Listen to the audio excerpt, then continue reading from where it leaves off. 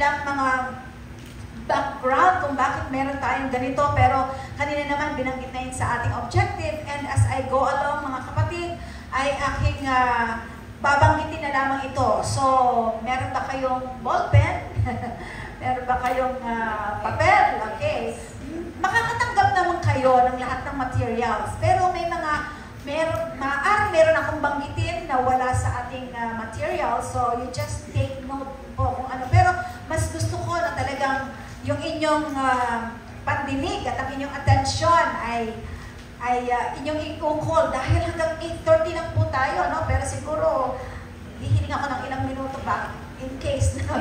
Pero kung hindi naman ay i-adjust ko ito pa hanggang bukas, mga kapatid, dahil gusto natin talagang maramdaman natin ito, hindi lang ito maunawaan natin, ano? Kung hindi tatagos sa puso natin na kung ano itong ating pag-aaralan na to, para lang sa ganon, kapag nalaman natin, tumagos sa puso natin, madali natin itong maiisagawa pagdating po natin sa inyong mga distrito, ano po? Dahil tayo po ay humaharap, ano? Maaaring kayo din ay nakakaranas ng iba't ibang mga hamon sa inyong mga distrito, sa inyong mga iglesia. Kaya meron tayong hinaharap na mga hamon na kailangan po talaga itong skills na ating magkaroon tayo ng ganito. But alam niyo mga kapatid, lahat tayo binigyan na tayo ng Panginoon ng gift of counseling. Naniniwala ba kayo?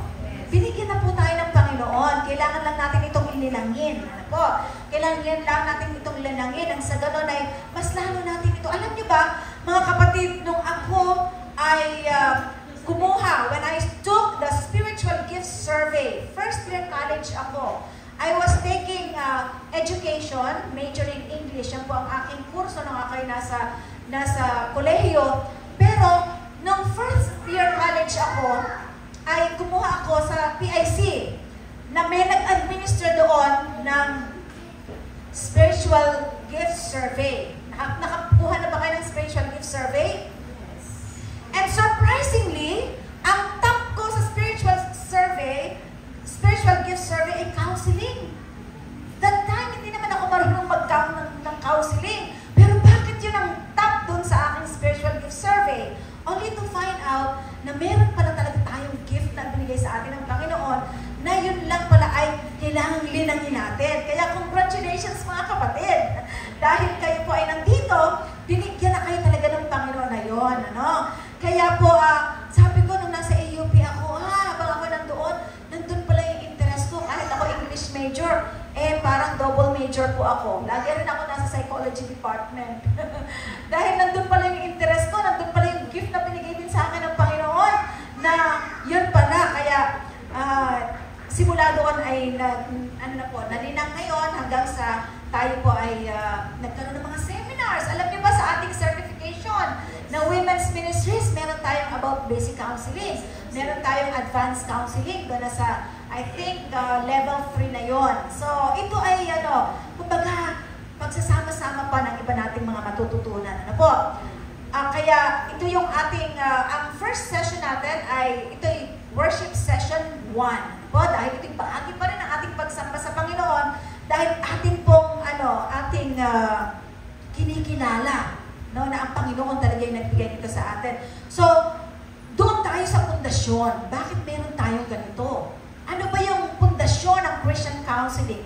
Hindi lang ito basta counseling, kung hindi Christian counseling.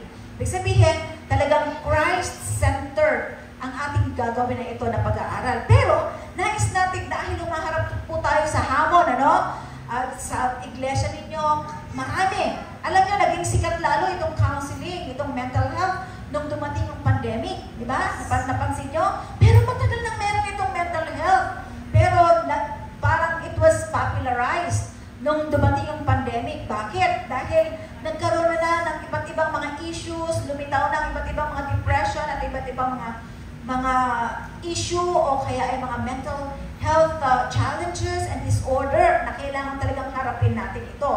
Kaya nga po, ang World Health Organization, nakita nila ito na isa sa mga 8 ng mga tao ay sinasabi nila mayroong mental health condition. Isa sa 8 ng mga tao, ayon sa mga sinorvey lamang nila, ay mayroong mental health issue, maaaring may anxiety, confusion, merong fear, may worry, or whatever na gumugulo sa isipan nila. Ito yung mga technical terms, pero ang ibig sabihin lamang nito ay mga bagay na gumugulo sa mga kaisipan natin. Okay? So, ang tanong ko sa inyo mga kapatid, meron ba na mga bagay na gumugulo? No? Kumbaga, parang ngayon ay nandun sa kaisipan natin na nagiging hadlang para tayo lumago. Okay? Kapag may mga bagay na nasa kaisipan natin na nadidisturb tayo, ano? Hindi tayo nakaka-move on, ibig sabihin, that is an issue. Ano po? That is an issue. Issue pa lang. Pwede yung issue na yun iba't ibang klase yung issue na yan. Ano? Pero, isang mental health issue na kailangan natin bigyan ng pansin. Okay? So, nakita ito ng World Health Organization at talagang ang suicide, alam niyo mga kapatid, ang suicide ay death ito, na leading cause of death in the US. In the US lang yan, ha? At gumagastos ang Amerika ng $5 billion. $5 billion para lamang matugunan itong ganito. So, talagang seryoso ito. How about in the Philippines, mga kapatid? Sa Pilipinas, meron tayong isa sa 5 Pilipino, meron mental disorder. Isa sa 5. Ano yung mga mental disorder? Yung mga, mamaya, mas lalalim po yung ating, kasi pundasyon ito nakikita natin, bakit ba meron tayong counseling academy?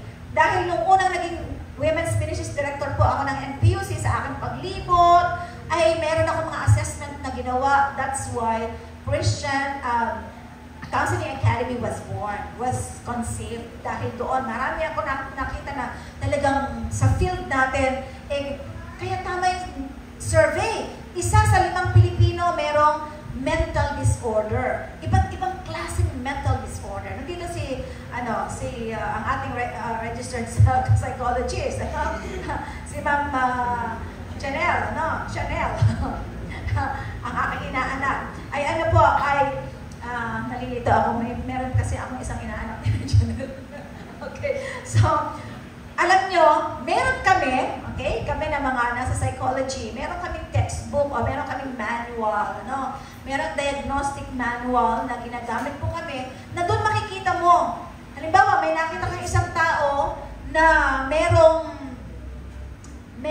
problema. Paano nakikita natin may problema? Hindi ka agad namin sasabihin na, ito, meron itong something. O kaya sasabihin namin, meron itong schizophrenia, o kaya meron itong bipolar disease. Hindi natin pwedeng basta sabihin nun. Dahil mayroong mga criteria, may mga criteria na magsasabi na talagang itong taong ito ay merong mental disorder. So yun ay makikita namin dun sa tinatawag na DSM, Diagnostic Manual, na yun ay titingnan doon kung itong taong ito ay meron talagang ganitong klaseng mental disorder. Kaya itong survey na ito sa Pilipinas, nakita nila ito ng isa sa 5 Pilipino ay merong mental disorder, pero ang nakakalungkot mga kapatid, meron lamang tayong isang psychiatrist for every 250,000 Filipinos. So, kaya talagang kailangan nating mag-train, mag-train tayo ng mga, kung hindi man, kasi hindi tayo pwedeng tawagin na after dito na counselor, pwede ka lang tawagin counselor kung ikaw talaga is nag-undergo ng isang professional training at ikaw ay nakapasa sa isang examination, but we can be called counseling facilitators, counseling facilitators.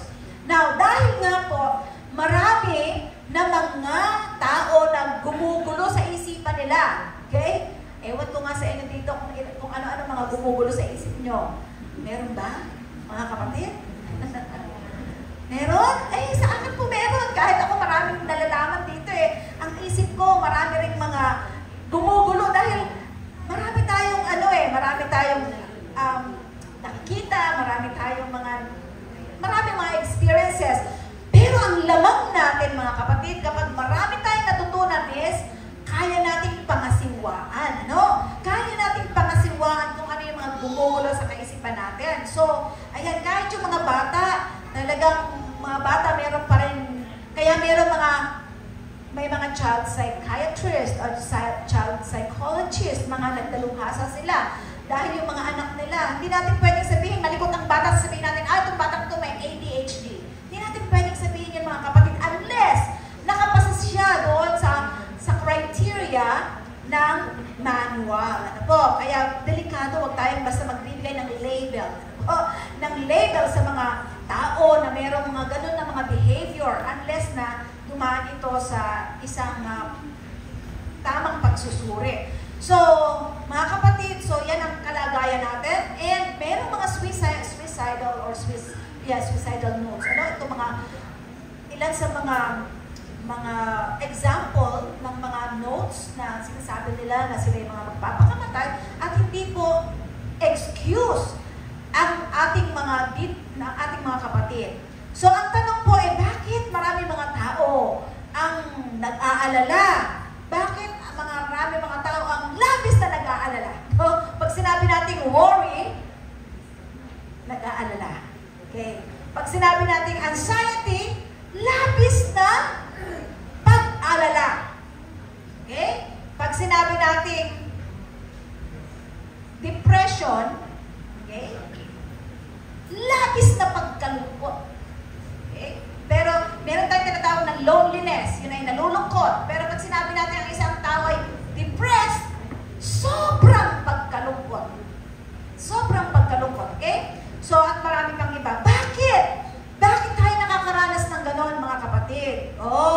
Ang sabi, dahil meron silang nararamdaman na para ba wala na silang pag-asa, parang wala nang tumutulong sa kanila, marami silang mga nararamdaman na sakit na hindi nila napapangasiwaan ng maayos. Ano? Delikado yan, mga kapatid. Normal naman na nakakaranas tayo ng mga pag-aalala. Sino sa inyo ang hindi nag-aalala? Okay. Normal na nag-aalala tayo ng iba't ibang mga bagay. Okay. Pero, hindi na normal kapag pinahihintulutan natin na yung mga nakakapagpaalala sa atin ay nagkokontrol na ng buhay natin. Yun ang medyo may problema na doon at kailangan natin tulungan kung may mga gano'n na mga tao. Po. So, meron silang mga nararamdaman na parang pabigat daw sila sa iba. Mga gano'n, ano?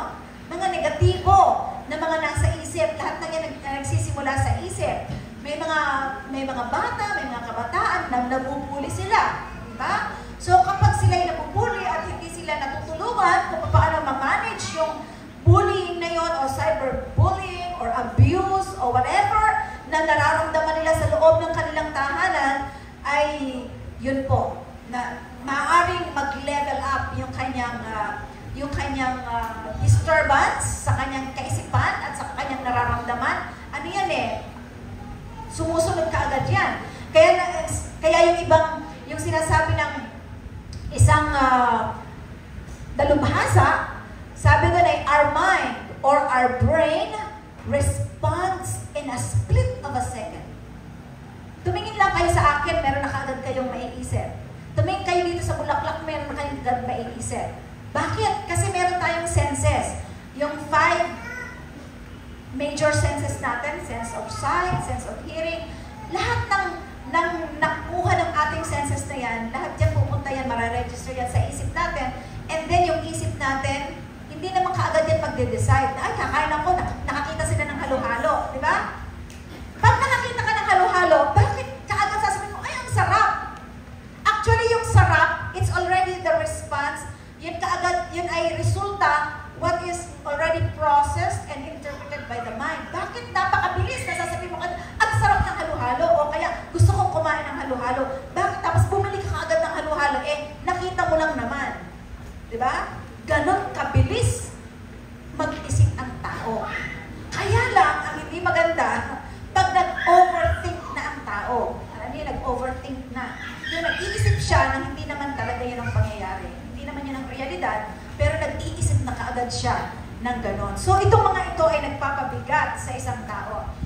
And, meron tayong mga daladala sa, alam niyo po ba, mga kapatid, bago tayo talaga maging effective na mga counseling facilitators, let us pray to the Lord na tulungan tayo na yung sarili nating bagahe, yung sarili nating mga issue. Yung sarili nating mga, yung tinatawag technical term ay impasse, yung mga unresolved na mga issue natin. Meron pa bang unresolved issue, mga kapatid?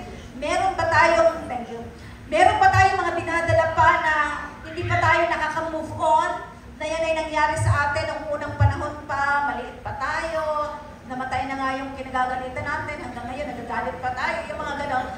Yun ay mga impasse, yung tinatawag yun yung mga unresolved na mga issue na kailangan natin yan na ipanalangin sa ating Panginoon. Siguro narinig nyo na yung bruha, no? It's not the first time na binigay ko sa inyo itong salitang bruha, pero itong bruha na ito ito ay mga, these are mga bagahe sa buhay natin. Kagaya ng nasa picture, daladala niya mga bagahe. For many years, daladala niya, kaya ang bigat-bigat ng kalooban niya. Ang bigat-bigat ng loob niya. Yan yung bitterness, resentment, sama ng loob, hindi makapagpatawad, namumuhi, may galit, may tampo. Alam nyo, yung delikado po, yung tampong, simpleng tampo. Simpleng tampo, pag hindi mo yan napakasiwaan, pwede yang lumala at maging galit. At pwede yung galit na ito ay anhin ka na niya. Kumbaga ay balutin ka na, ng galit na yan. Sabihin, yung galit na yung nangangasiwa sa buhay mo, So, kaya, sorry for the term, hindi maganda. Okay, so mga kapatid, marami tayong mga tinatanong, marami tayong mga issue, marami tayong gustong hindi natin alam kung ano mangyayari, Pero, gusto kong basahin sa inyo ang sinasabi sa Mind, Character, and Personality. Volume 1, page 59, ang sabi ay, yun daw, alam niyo ba sabi dito, ang marami pong mga sakit ay nagsisimula saan? Sa isip. Okay? Isipin mo na pangit ka. Sige, isipin mo yan ng ilang beses at saka isang taon. Isipin mo yan palagi. Makaka-apekto yan sa damdamin mo. Makaka-apekto yan sa kilos mo. Makaka-apekto sa relasyon mo. So, ang sabi ng ating messenger, Sister White, ang sabi niya ay 9 out of 10. Okay? 9 out of 10 na mga sakit ay nagsisimula saan? Yan, sa kaisipan. Sa kaisipan. At maraming pag-aaral tungkol dyan, mga kapatid. Iba't ibang mga emosyon ang ating nararamdaman, pero nais natin na magkaroon tayo ng kaisipan na kagaya ng kaisipan ng ating Panginoon. Upang sa ganon, maging masaya ang buhay natin. Maging satisfying ang buhay natin. At kapag masaya na tayo, alam niyo mga kapatid, ang emosyon ay contagious. Okay? Nakakahawa po yan. Kaya, lalo na tayo mga babae, sa bahay natin, subukan mong huwag kang umimik. Subukan mong nakasimangot ka. Naaapektuhan yung asawa natin, naaapektuhan yung mga anak natin. Ayaw natin na maging ganon. So, nais natin na talagang ma-develop sa atin yung mabuting kaisipan sapagkat yung kaisipan natin nandiyan yan sa natin, sa utak natin o sa brain natin, sa mind natin. Iba yung brain, iba yung mind. Although halos parang pareho, Yung brain yun yung talagang organ. Pero pag sinabi nating mind, maraming nandun sa mind. Maraming nabubuo sa kaisipan, So, nandiyan yung kaisipan, nandiyan yung ating feelings. Ano ba yung feelings? Damdamin. Ay, ano yung emosyon? Pakiramdam. Yung emosyon, yun kung ano yung nandun sa damdamin mo. Okay? Yung emosyon, yun yung nakikita. Yung feelings mo, hindi yan nakikita. Ang feelings mo, nandyan yan sa loob ng isip. Okay? Ang isang part ng brain na siyang responsible for the feelings and emotion, yung amygdala. Amygdala, kung ating yan. So, yung feelings, nandun yan sa isip. Pero yung emotion, nakikita yan. Nakikita yan. And syempre, yung ating behavior or yung ating action. Ang sabi pa ni Ellen White, Binigyan tayo ng Panginoon. Ganda, no? Binigyan tayo ng ating Panginoon ng brain. Pero hindi lang basta binigyan tayo ng ating Panginoon ng brain. Kung hindi, ang sabi niya, ating itong i-educate. Mag-aral tayo kung paano natin turuan natin yung ating brain, yung ating mind na mag-isip ng tama. Ang ganda ng ating theme song eh. Thank you, Ate. Alam niyo, ng pandemic, pinaawit ko si Lalene at saka si Ate Faye. At yan ang ipinaawit ko sa kanila. Alam niyo, itong awit na Look for the Beautiful, nakita ko ito sa isang napakalumang hymnal. Very old. I think, kailan ba ito, Ate? Hindi ko alam kung basta centuries ago na. Yan, yan ay sinula. Pero, napakagandang ng message. Now, look for the beautiful. Let us train our mind to think of the beautiful. Think of positive things. Ano? Kasi yun ang sinasabi dito. Dahil merong power ang kaisipan. May kapangyarihan ang kaisipan. Gusto ng ating Panginoon na magawa natin ito to the best possible use.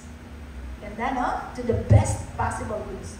Alam niyo, sa pag-attend ko, mga kapatid, sa pag-aaral ko ng tungkol dito, malaki ang naitulong nito sa akin pag nangasiwa ng aking kaisipan. Dati-dati, madali ako maapektuhan kapag meron akong mga nakikita na hindi ka nais-nais. Pero I want to thank the Lord.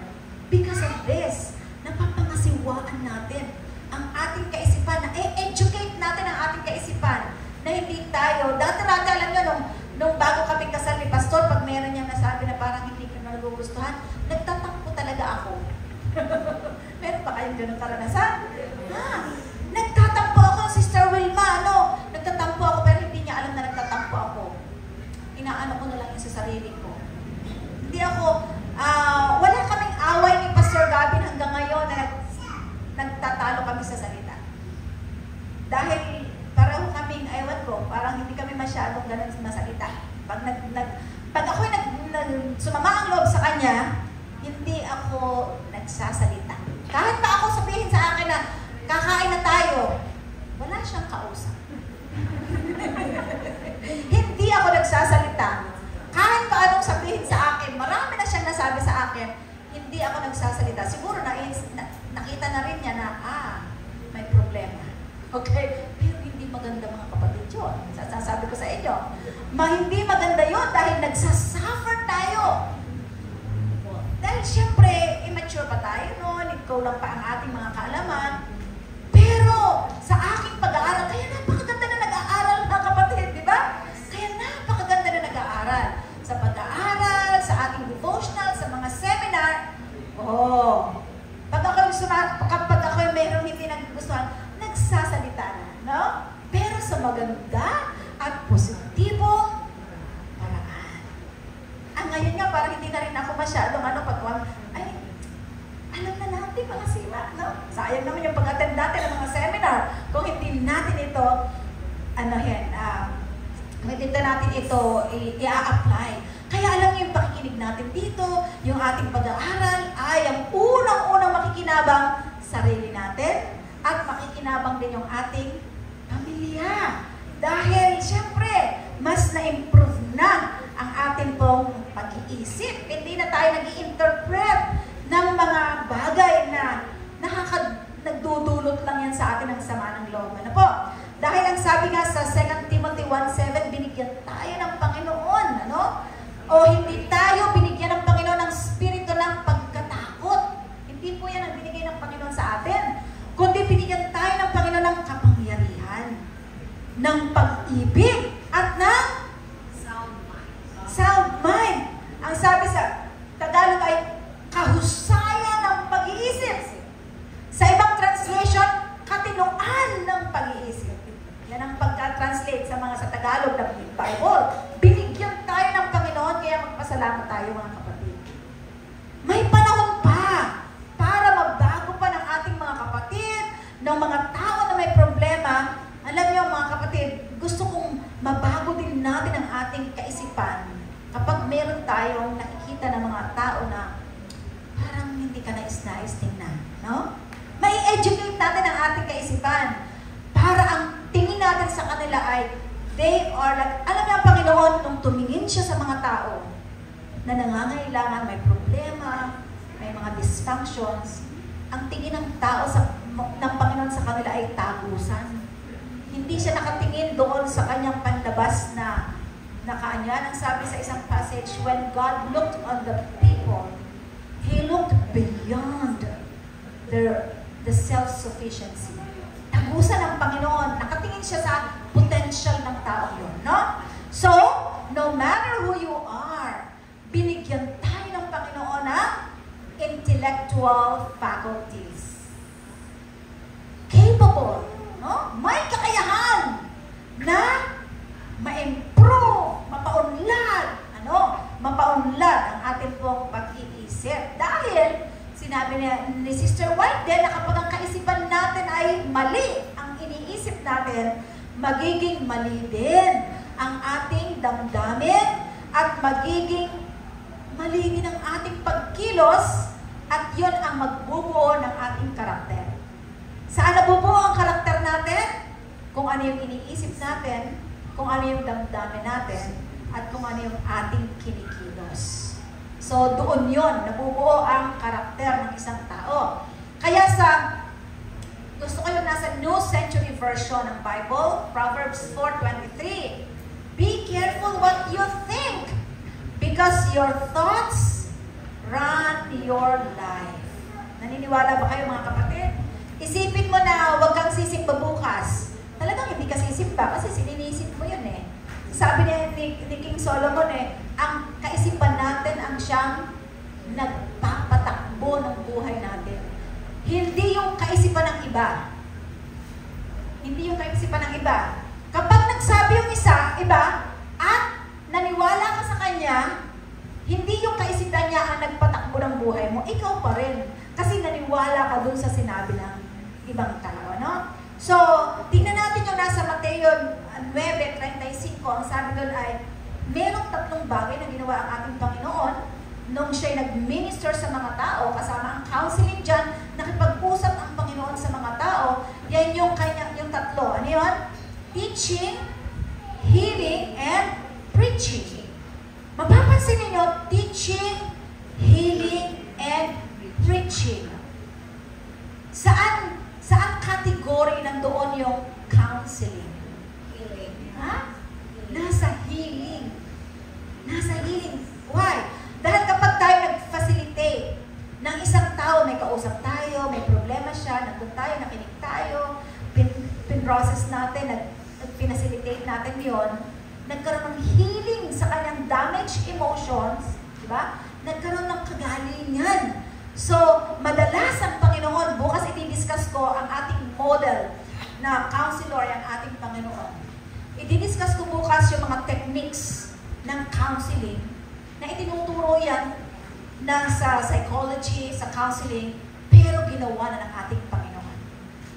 So, ating yan pag-aaralan bukas. So, ito yung ginawa ng ating Panginoon, yung kanyang method, at alam na natin lahat ito, mga kapatid, na talagang siya'y nag-minister sa mga tao. Dahil nagkaroon siya ng counseling session sa mga tao, ano? Marami yan na maraming example sa banal na kasulatan kung paano ang ating Panginoon ay naging counselor. No? Naging counselor. Hindi siya naging advisor lang, no? Talagang naging, most of the time, naging counselor ang ating Panginoon. Di ba? Sinabi ang ating Panginoon ay the counselor, di ba? Siya yung Savior, siya yung Messiah, siya yung counselor natin, ano? Mga kapatid, ang sabi ng isang expert sa psychology, ang sabi niya ay, God works through our broken and dysfunctional families to bring about something beautiful, to accomplish His purpose, and to build His kingdom. Ang ibig sabihin, lahat tayo mga kapatid ay merong kakulangan, lahat tayo ay, si Dr. Fabella, ang kanyang Tagalog, pag sinabing dysfunctional, ang Tagalog ni Dr. Fabella dyan ay dispalinhado. Pag sinabi natin dispalinhado, hindi masyadong maayos ang function, kumbaga sa makina, sa machine, dispalinhado, maaaring may bara. Kaya nagiging dispalinhado ang buhay natin dahil may mga bumabara, no? May mga nasa kaisipan siguro natin na bumabara, kaya tayo ay hindi nakaka-move on, mga kapatid. Kaya ang ating vision, ang ating tinatanaw sa ating pag-aaral na ito ay maging self-actualized tayo. Okay?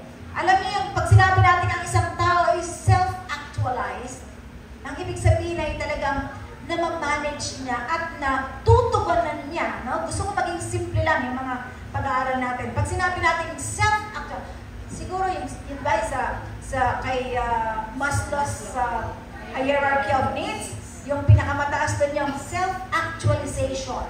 Yung unang-una, yung physical needs, yung security, belongingness, nandyan, hanggang sa dumating tayo sa self-actualization.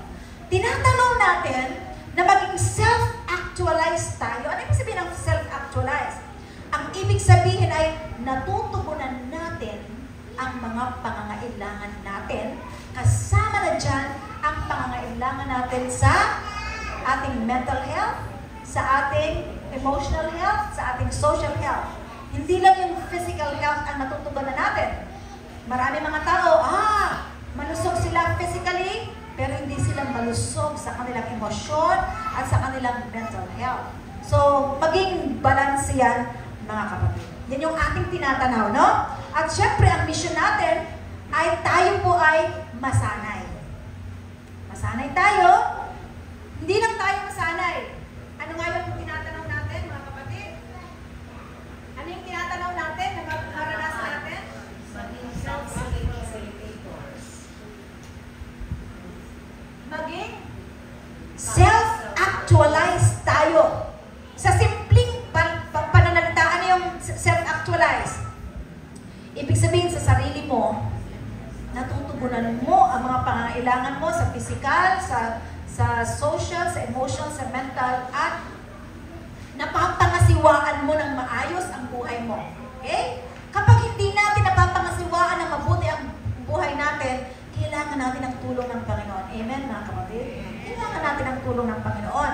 So, at ang ating namang misyon, talagang masanay tayo sa ating counseling na ito, at hindi lamang masanay tayo, ma-discover natin, matuklasan natin, ano ba ang aking purpose? Bakit ba ako nandito? Ano ba ang purpose? Bakit ako nandito? Bakit ba ako tinawag ng Panginoon? At maranasan natin, experience God's plan sa ating buhay, at ito'y maisalin na natin doon sa ating sa impluensya natin. Nakita sa atin yung magandang impluensya, mga kapatid. We are not perfect. Talagang kailangan natin matuto tayo ng matuto, mapapaalalahanan natin. By the way, tayong lahat ay ito ay isang support group natin. Okay? Isang support group natin ito. At syempre, pag sinabi natin counseling, ano ibig sabihin ng counseling? Hindi yan nagbibigay ng payo.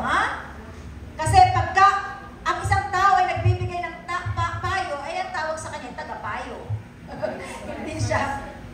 Hindi siya, pag sinabi natin counseling, ito ay helping. Pag sinabi mo ng helping, ikaw ang gumagawa. Lahat? No. You are also helping. Ibig sabihin, may kasama mo siya. No? You are, nagko-collaborate kayo, no? So, you are helping that person na makita rin niya, nasaan na ba siya sa buhay niya? Where they are in life, where they decide to be, saan gusto niya lang makapunta sila. May mga tao kasi hindi nila alam kung ano ba talaga nasabihin sa inyo, Ma'am, sister, ako talaga may problema. Anong sunod nyo sasabihin pagka kayo ay, pagka ganon? Madalas, okay? Madalas, may mga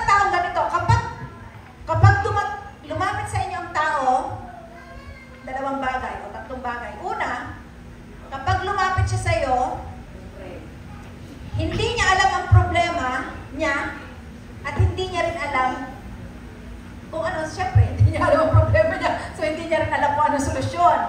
Okay. May mga tao naman, lalapit sila sa iyo, alam nila yung problema nila, pero hindi nila alam ang solusyon. Meron namang taong lalapit din sa inyo, alam nila yung problema nila, alam din nila ang solusyon, pero bakit lumalapit sa inyo? Diba? Tatlong klase ng tao ang pwedeng lumapit sa inyo. Kapag may lumapit sa inyo as a counseling facilitator, ano? A counseling facilitator is more of listening than talking. Is more of asking than telling. Yan ang ibig sabihin ng more of listening, active listening. Pag-aaralan natin yan. Kaya kapag dumating ang tao sa iyo, minsan may mga tao, pag nagsabi sa iyo ng problema, mas marami ka pang sinasabi kaysa dun sa lumapit sa iyo. Diba? So, ang ating lilinangin sa ating Counseling Academy ay papaano ang tamang pakikinig. Ano sabi ng Bible? Be slow to, be quick to listen, but slow to speak. Diba? Yan ang paalala. So, ang pag-aaralan natin, papaano ang tamang pakikinig. Hindi lang yan sa mga taong lumalapit sa inyo na may problema, kahit sa anak nyo, kahit sa asawa nyo. Eh, minsan sabi, Mami, may problema ako. Eh, kasi, paano nag-basketball ka doon? Yan, tuloy. O, diba? Hindi ka nakinig. Hindi mo alam talaga kung ano yung gusto ng anak mo na sabihin sa'yo, no? Yan. So, pag-aaralan natin ang makinig, na yan ay hindi po talaga yan ang kultura, lalo na natin. Ang sarap magsalita eh. Diba? Kapag may dumating sa iyo ng tao at sasabihin sa iyo ay, may problema talaga ako, ma'am. Ang madalas nating sasabihin ay, ano bang problema mo? Oops. As a counseling facilitator, hindi ka agad yan ang sinasabi natin. Okay, pag-aaralan natin yan bukas. Yun ang pinakamadaling tanungin. Di ba? Eh, ano bang problema mo? Kaya siya lumalapit sa'yo. Actually, hindi ka talaga alam kung ano talaga. Minsan sasabihin niya sa'yo, alam mo, may problema talaga ako. Kailangan kong magbayad ng utang. Pero alam niya, actually, you will be surprised. Pag dumating kayo dun sa tamang pakikinig and process, hindi pala pera talaga ang problema niya. Kaya napakaganda po na makinig tayo. Kasi kapag ka sinabi, problema pera mo, ito. Ito, bayaran mo na. Pero actually, hindi talaga na-solve yung problema niya. May iba siyang problema pala. Maaari ang problema niya ay kung paano pangasiwahan talaga yung finances niya, no? Okay, so yan po ang gagawin natin. So, the essence of counseling is to transform the lives we are privileged to touch. Yan po ang ano ng counseling. So, gusto kong pumunta muna tayo dito sa, kasi nabanggit ko na yung iba. Gusto kong pumunta na dito sa last part ng yung encouragement. Alam niyo ba, ang counseling is more of encouragement. Ini-encourage mo ang tao. Parang sa life coaching, kung kayo nag-life coaching, ganun din. Lahat ito. When you mentor, when you teach, when you counsel, when you do life coaching, lahat yan ay to encourage the person. Ano ba yung sabihin ng encouragement? Palakasin ang loob. Palakasin ang loob niya. Kasi kulang siya sa motivation. At may tatlong bagay kapag tayo ay nag-counsel, nakinig ng mabuti. Yan. Natulungan natin ang tao, merong tatlong C's na mangyayari sa taong yon. Una, nagkakaroon siya ng courage. Yung nagkakaroon siya ng lakas ng loob. At saan ang gagaling yung courage ng isang tao? Yung tapang niya, yung lakas ng loob niya, tapang tibay ng loob. Ang gagaling. Kaya nga tibay ng loob eh. Dito pa rin yan. Sa isipan, no? Sabihin, within us. At nagkakaroon ng kumpiyansa sa sarili at nagkakaroon ng pagbabago, change. Ano po? So, kaya nga ang sabi ng isang psychologist, si Alfred Adler, si Alfred Adler, siya po yung, siya yung author ng tinatawag na social interest, no? Individual psychology. Yan. At siya rin yung nag-popularize ng tungkol sa encouragement. Ang sabi niya, ito palang, kapag ikaw ay nagpalakas ng loob ng tao, ano yung pinapalakas mo? Yung iyong inner self. Yung iyong loob. Kaya nga, pinapalakas natin yung loob. Ano? Pinapalakas, hindi yung labas. Pinapalakas. Yung loob niya, kalooban niya, yung kanyang pag-isip, yun yung nasa kalooban niya. Yun yung ating pinalalakas, mga kapatid, para ma-increase ang kanyang motivation. Ano? So, kaya nga po, as a counselor, as a counseling facilitator, ang counselor ay hindi siya expert ng problema ng tao. Minsan may lalapit sa atin, naku ma'am, naku sister, pastor, may problema talaga ako, ganyan. Meron akong problema sa asawa ko. Ano bang nangyari? Parang ano na yun Ano bang nangyari? Parang investigate. Ano bang nangyari? Kasi dumating yung aking asawa nagsalita ako ng hindi maganda. Sasabihin ng tao, baka sabihin mo kaya naman pala nagalit sa iyo. Nagsalita ka naman pala ng hindi maganda. Hindi po ganyan ang counseling facilitator. Parang naging expert ka na. Parang mas mahusay ka na kaysa kanya. Hindi mo siya natulungan. Pagka ganon. Kasi ikaw na yung nagsabi, kaya naman pala Remember, no side comments pagdating sa counseling. Kung may sasabihin ka man yung parang ika-clarify mo lang sa kanya kung yung narinig mo sa kanya ay totoo, ano? So, hindi ikaw ang expert. Ano pala ikaw? Ano ka pala? Kung hindi ka expert. You are what? Change agent ka lang. Ikaw ay change agent. Ibig sabihin, ahensya ka lang ng pagbabago. At hindi lang yon, kung hindi, ang sabi dito, counseling aims to teach the client on teach the client, anong tinuturo natin sa client? Ano yung pinafacilitate natin? How to make choices rather than telling him what choices to make. Hindi tayo yung magbibigay ng solusyon sa problema niya. Kung hindi tutulungan natin siya kung papaano. Okay, actually it's not only teaching but helping, helping the client on how to make choices. Yan.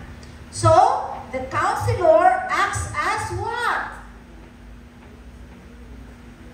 Acts as facilitator. Pag sinabi natin facilitator, ano yon? Ikaw lang yung tumutulong. Parang ikaw ba yung nagbubukas ka lang ng daan? Kasi hindi niya alam kung paano sa daan dito. Kung hindi natin sinasabi, bahala ka dyan, buksan mo. Hindi, kasi pagka gano'n, expert ka. Halika, tingnan natin kung paano natin ito saan ang tamang daan. So, both of you work together. So, the counselor helps his or her clients, what? Find solutions to their problems. Help! Nag-help ka lang. Hindi ikaw magbibigay ng solusyon, nag-help ka lang. So, the counselor helps the client find solutions. Ang tanong po, is it possible to thrive? Pwede ka bang minsan kasi kaya tayo nagkakaroon ng problema dahil ang dami-dami natin problema, parang hindi ko kaya. Kaya mo ba? Kaya ba natin, mga kapatid? Sa tulong ng Panginoon, Sa tulong ng Panginoon, kaya natin. So, kailangan lang po natin turuan ng coping. Actually, ang problema talaga is coping. Kung paano natin pangangasiwaan.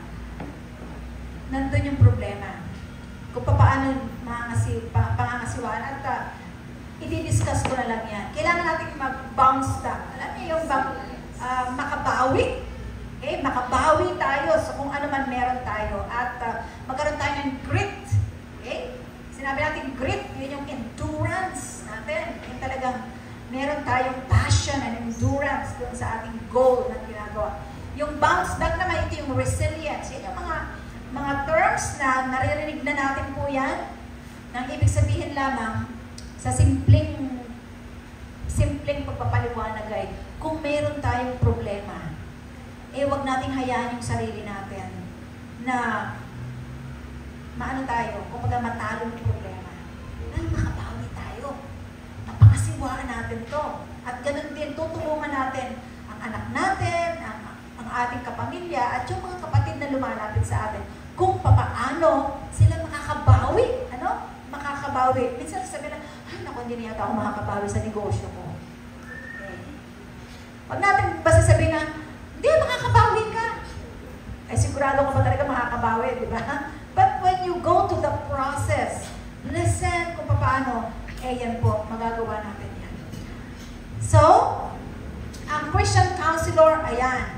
Dito gusto kong magtapos na lang ako dito, kasi meron ba akong ilang mga slides dito? Bukas ko na po babanggitin, kasi ako din naman yung sa first session. So, anahin na natin din yun. So, akin babanggitin yung ibang slides. Pero gusto kong magtapos sa 2 slides lang po. 4 na slides, pero yung 2 madali lang. Ito, gusto kong makita natin dito. A Christian counselor approaches coaching or counseling from a biblical basis, acknowledging important truth that God loves to guide, empower, encourage, and help His children through life. Tayo mga kapatid, we are change agents. We are agents of change and healing. Diba? Kumbaga tayo ay tutulong tayo. Alam niyo ang reward sa atin? Maraming beses mga kapatid ay meron ako mga clients, bago mag-counseling, tatanungin ako nung, nag-refer. Ma'am, magkano ibabayad namin sa iyo? May ganun kagad nagtatanong, ma'am, magkano ibabayad sa iyo? Sabi ko, hindi natin pinag-uusapan yung bayad dito. Or, minsan pagkatapos naman ng counseling, magtatanong, ma'am, magkano ibabayad ko sa iyo? Alam niyo po, gina-joke ko siya, pero joke na totoo. Sabi ko sa kanya, alam mo, pag ginawa mo yung ating pinag-usapan dito, tsaka yung assignment mo sa akin, yung assignment mo, bayad ka na. Diba? Why? Kasi yung reward natin as counseling facilitators, ano yung reward natin? Kapag nakita natin yung pagbabago dun sa tinulungan natin. That's more than monetary gift na ibibigay sa atin. Hindi pinag-uusapan yung pera sa counseling, mga kapatid. Dahil ang ating Panginoon mismo, ang ating guide dito. So, yung counseling, pumapasok yan sa gift of healing. Sa gift of healing. Sa gift of helping. Kaya pala, nung ako'y kumuha ng spiritual gift survey, mataas ako doon sa counseling kasi yun pala ibinigay sa akin ng Panginoon at yun ay nalinang. At alam ko mga kapatid, na mayroon din kayong gift dyan dahil tayo ay nasa ministry. In closing, alam niyo mga kapatid, kapag ang message ng Panginoon ay naibigay natin yan, kasi sa counseling, pwede tayong magbigay sa kanila ng tungkol sa ating Panginoon, at maibigay natin sa message sa kanila tungkol sa Panginoon, kahit hindi tayo magsabi ng verse. How we listen, how we respond doon sa pag-uusap natin, ay mararamdaman nila na ang ating Panginoon ay mayroong mensahe sa kanila. Kaya, mga kapatid, kapag tayo ay talagang naging maayos yung ating pag-facilitate ng isang counseling process or session, ang sabi sa atin, then, God will turn your mess into what? A message. Ano yung mess? Yun yung taguluhan. Yun yung issue. Yun yung problema mo. Yun yung iyong burden. Kapag tayo nakinig ng maayos, nadala natin sila sa Panginoon, then God will turn their mess into a message. And what is the message? Ang message ay ang message ng Panginoon na magiging matatag ka. makakabangon ka sapagkat ikaw ay sumunod sa akin. Another one is, God will change you from being a victim to becoming what? A victor. Amen? Mga kapatid? Magiging victorious tayo, magiging matagumpay tayo. Hindi tayo magiging biktima ng circumstances. Alam niyo mga kapatid, kapag hinayaan natin na tayo ay ang maghari sa atin ay yung galit natin, yung mga issue natin, magiging biktima tayo ng galit. Magiging biktima tayo ng bitterness. Magiging biktima tayo ng hindi magandang mga karanasan. But, if we are going to commit ourselves to the Lord, who is our great counselor, then He will change us from being a victim to becoming a victor. Kasi mismo ang ating Panginoon ay Kanya pong na-overcome ang mga hindi magagandang pangyayari sa buhay na ito. So, pagpalain tayo mga kapatid, at naway ang first session natin na ito ay nagbukas ng ating kaisipan upang ang banal na Espiritu ay mamayani sa buhay natin at siya ang maghari sa buhay natin at maging agents of healing and change tayo mga